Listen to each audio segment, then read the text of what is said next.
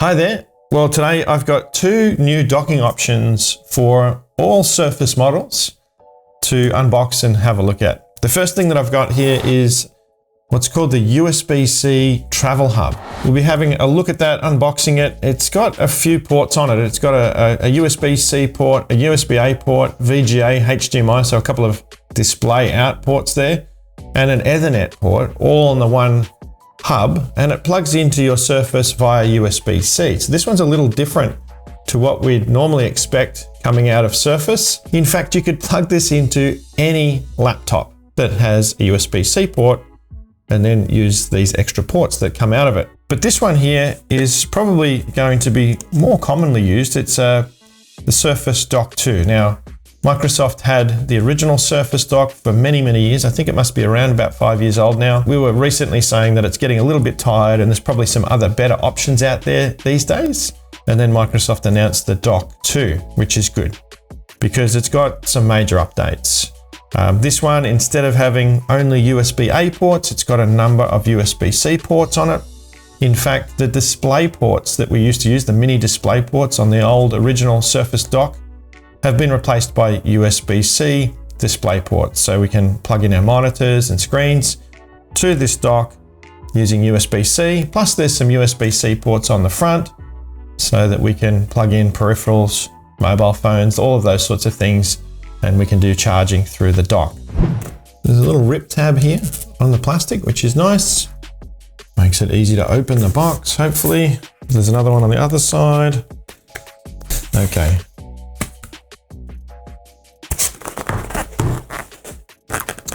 So the design of this dock, I think, is very similar to the original Surface Dock. We've got the Surface Connect port here, which plugs into your Surface.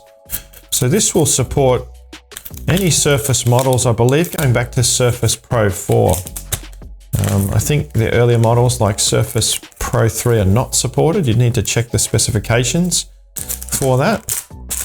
But most of your Surface devices of the last 4 years are going to be supported on this particular dock here.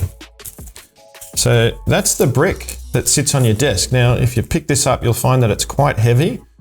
It's heavy for a reason. It's designed to sit on your desk and not move. So it's got a rubberized surface on the bottom there, and it's heavy just to make sure it stays in place.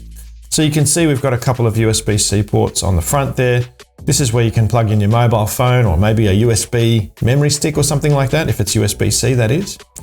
Around on the back here, we've got a power brick that's still in the box here. We'll get that out, but there's a power port for that power brick.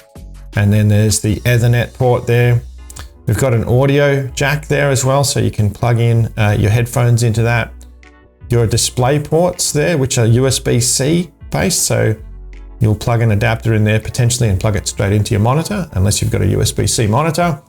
And then you've got the USB-A ports there as well. So the idea of this is that, you know, we can extend the functionality of our Surface quite a lot. For instance, my Pro 7's only got one USB port on the side. It's got a USB-C port as well.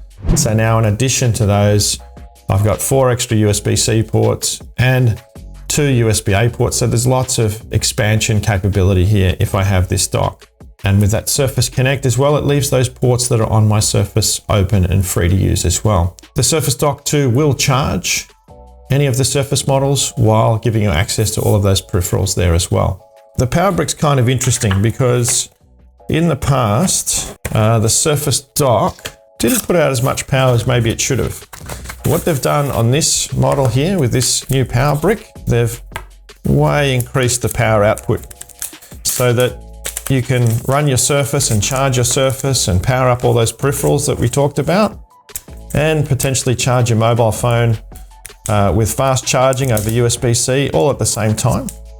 And to do that, they've increased the output of this power supply, and that is very heavy in itself. Again, yeah, 199 watts it says there. Very powerful power supply. So even if you had a device like, say, the 15-inch Surface Book 3, which we have now, you'll be able to charge that at full capacity while also charging your mobile phone as well. So you could be gaming, pulling as much power as you can, and this will still work, which is pretty awesome. So a couple of big upgrades. Now, the other thing that's you can't see that is a major upgrade for the Surface Dock 2 is that it now supports over-the-air firmware updates. So if you went to Windows Update and you had this dock plugged into your device, you can actually update the dock. And that was a real drawback of the previous model. It can only be updated using a firmware updater utility that you had to download, plug into the dock, and then run the firmware updates. And over the life of those early Surface docks, there were a number of important firmware updates. So if you had 100 of these in your company, you had to go around to each one individually and update them. Now with the Surface Dock 2, you don't have to worry about that, because as long as there's a machine attached to it, it'll just automatically update the dock whenever there's an update. So I think this is a really good docking option for the Surface, all of the Surface models. Yep, sure, it uses the proprietary connector, and you could get a USB-C docking station instead that could do most of what this can do. But what I've found is that for an equivalent docking station, you're probably going to be paying a little bit more money anyway, and the Surface Dock is probably a better option. The only advantage of a USB-C dock would be that it is universally compatible. So if your company's got a bit of a mix of some OEM devices like a Lenovo or HP or something like that, and some Surface, then the generic USB-C dock would be the better way to go. But if your company just runs Surface across the board, then the Surface Dock 2 will be brilliant for that. So let me just piece it all together here. I've got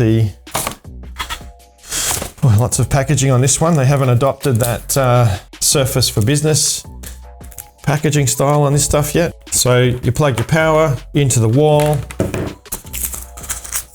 You plug the power supply. You'd normally leave this under the desk or in your cable management tray or something like that. You plug this one into the dock. So that's going to plug into your Surface there. Now let's move over to the USB-C travel hub. Again, retail packaging for this, but it's got a nice little pull tab here to open up the plastic stickers, because these used to be really painful to open. Oh, look at that. Okay, cool. So this is a cool little dock, I think, but I am a little bit mystified about it because it's quite an expensive little dock. Here I've got the USB-C connector that you plug into your Surface or any other device that has USB-C. You've got Ethernet, you've got HDMI there. So with HDMI, you'll plug in your screen or projector.